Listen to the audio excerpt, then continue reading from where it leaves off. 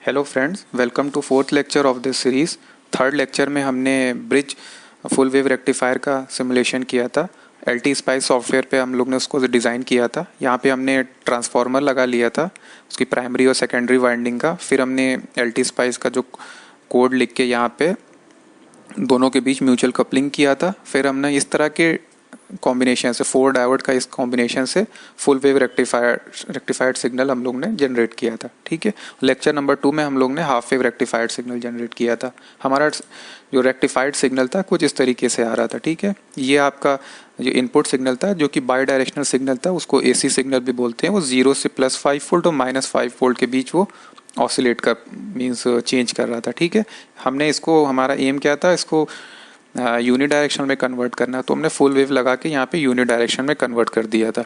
ये full wave है तो पॉजिटिव साइकिल में भी आपको वेव मिलेगी और नेगेटिव साइकिल में भी आपको वेव मिल रही थी। ठीक है, बट आपका एंड एम क्या है? आपका एम ये है कि हमको फिक्स्ड कांस्टेंट वोल्टेज चाहिए, DC वोल्टेज फिक्स चाहिए। ये आपका कांस्टेंट और फिक्स्ड नहीं है। ठीक है, इसको हम बोलते हैं कि ये पल्सेटिंग DC है। पल्सेटिंग DC क्यों बोलते हैं? ये क्योंकि है तो ये यूनि डायरेक्शनल किस लिए? क्योंकि वो एक ही साइड में वेरी कर रहा है, लेकिन बट वो वेरी कर रहा है। ये 0 से 4 वोल्ट, फिर 0 वोल्ट, फिर 4 वोल्ट, 0 वोल्ट। ठीक है, तो ये आपका यूनि डायरेक्शनल तो है, बट ये पल्सेटिंग DC इसको बोला जाता है। जैसे आपको कि कहीं पे भी कोई भी जो वोल्टेज की ज़रूरत होती है, आपको फिक्स वोल्टेज चाहिए होता है। फिक्स वोल्टेज रेगुलेटर जैसे होते हैं, 5 वोल्ट आपको फिक्स्ड 5 वोल्ट ही चाहिए होता है। ठीक है, आप उसको वेरी नहीं कर सकते कि 0 से 5 वोल्ट फिर 0 वोल्ट। ठीक है, तो आपका एम है कि इसको जो आपका यूनि डायरेक्शनल है बट पल्सेटिंग है, इसको आपको फिक्स्ड वोल्टेज में कन्वर्ट करना है। ठीक है, तो फिक्स वोल्टेज में कन्वर्ट करने के लिए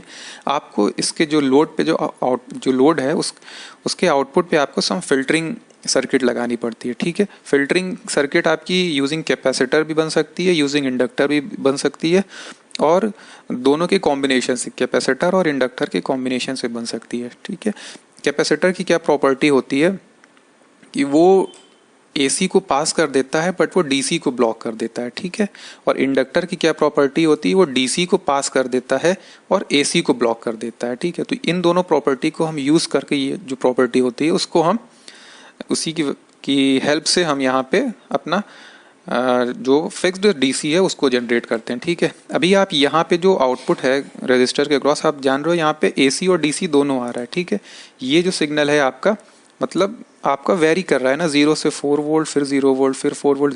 तो ये इसमें दोनों कंपोनेंट है आपका, DC और AC। ठीक है, अब आपको AC कंपोनेंट को इसमें से हटाना है तो आपको सिर्फ मिल जाएगा DC कंपोनेंट। ठीक है, तो यहाँ पे जो पहला ये जो इस लेक्चर में हम देख रहे हैं यूजिंग कैपेसिटर फिल्टर, यहाँ पे आप कैपेसिटर लगा दोगे। ठीक है, उसके आउटपुट पे पैरेलल में, लोड के पैरेलल में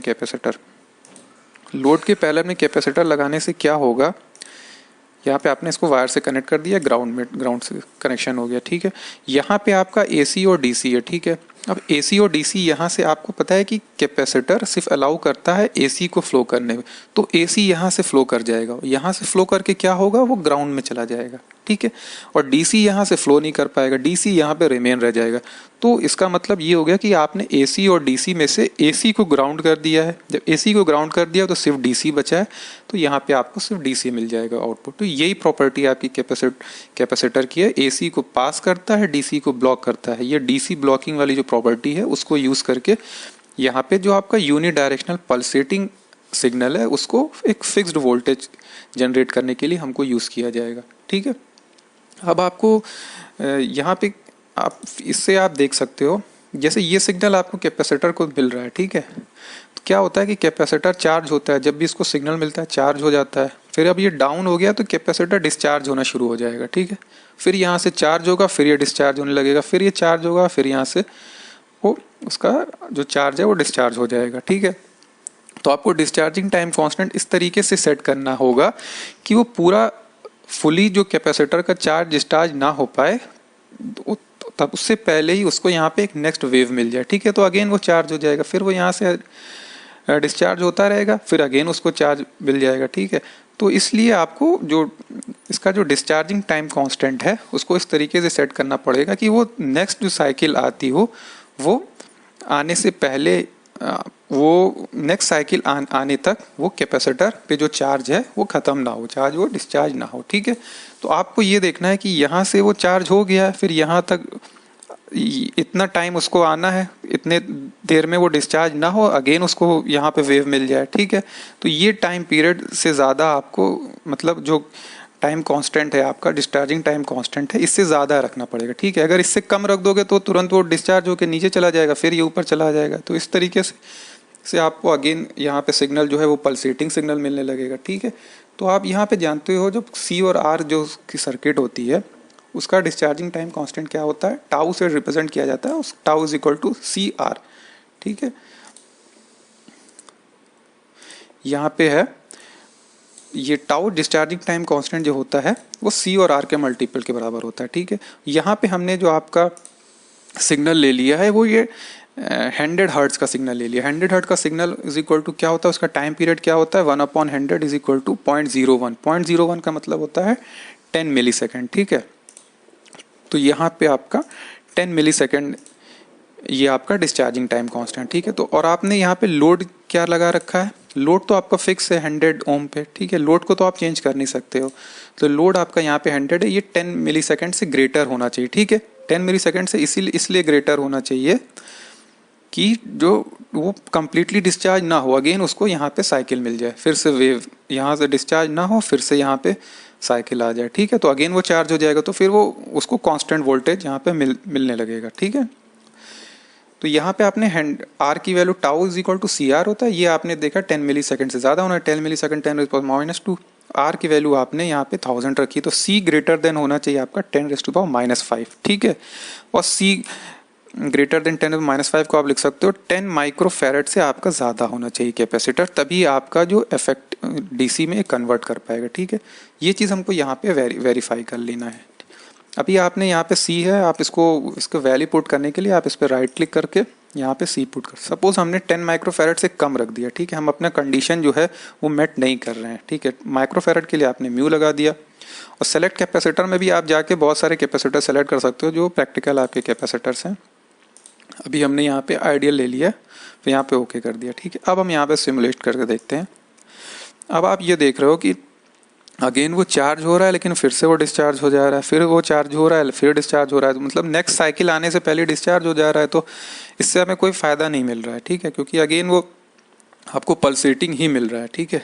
अब हम यहाँ पे हमने जो अपनी कंडीशन यहाँ पे लगाई थी कि सी ग्रेटर देन जो डिस्चार्जिंग टाइम कांस्टेंट है ग्रेटर देन 10 मिली सेकेंड। 10 मिली सेकेंड मतलब हमारी जो नेक्स्ट साइकिल आने का जो टाइम है, तो उसमें हम जो 10 माइक्रोफैरड जो हमने यहाँ पे कैलकुलेट किया था वो वाली वैल्यू रख के देखते हैं।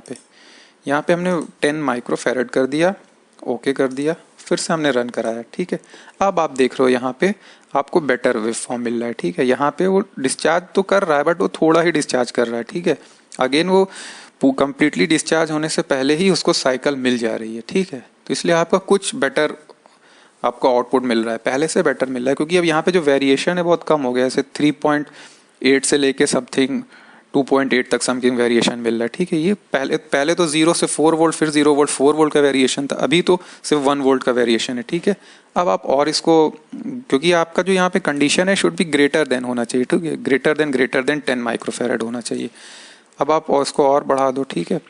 सपोज आपने यहाँ पे 50 माइक्रोफैरड रख दिया, ठीक है, यहाँ पे 50 माइक्रोफैरड रख दिया। अब आप इसका सिमुलेशन करो, अब आप इसका सिमुलेशन करोगे तो आपको और बेटर वेव फॉर्म मिलने लगा, ठीक है।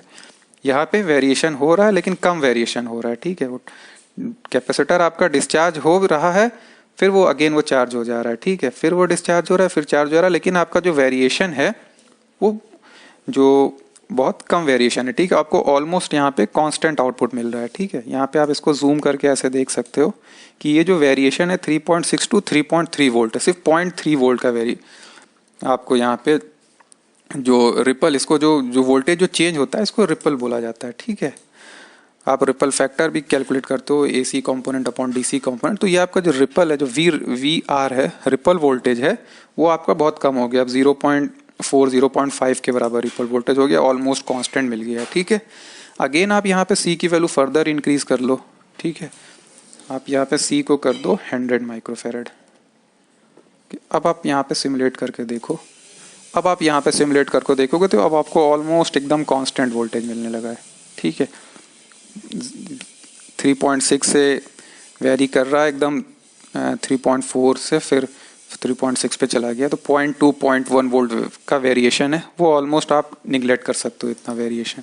ठीक है, इतना वेरिएशन तो नॉइस से भी रिलेटेड आपका रह जाता है, आपको मिलने लगता है। ठीक है, अगेन आप थोड़ा सा और इंक्रीज भी करके देखते हो तो आप अपने से वैल्यू चेंज करके सेट कर सकते हो। आपने मान लीजिए 200 माइक्रोफेरेड का कैपेसिटर यहाँ पे लगा दिया, अब आपने किया तो फिर देख सकते हैं कि आपका ऑलमोस्ट आपका कांस्टेंट जो वोल्टेज है 3.6 वोल्ट ऑलमोस्ट कांस्टेंट हो गया। ठीक है, तो इस तरीके से आपका ये जो है कैपेसिटर फिल्टर आपका जो AC प्लस DC कंपोनेंट यहाँ पे है, पल्सेटिंग DC जो है आपको वो केवल और केवल DC में कन्वर्ट कर रहा है। ठीक है, तो इस तरह से आप अपने LTSpice सॉफ्टवेयर पे आप सिमुलेट कर सकते हो और ROC का वैल्यू चेंज करके देख सकते हो कि है, अपना कैलकुलेशन भी कर सकते हो, रिपल जो वोल्टेज है उसकी भी कैलकुलेशन कर सकते हो, और वेरियस तरह का वेव फॉर्म भी आप व्यू कर सकते हो।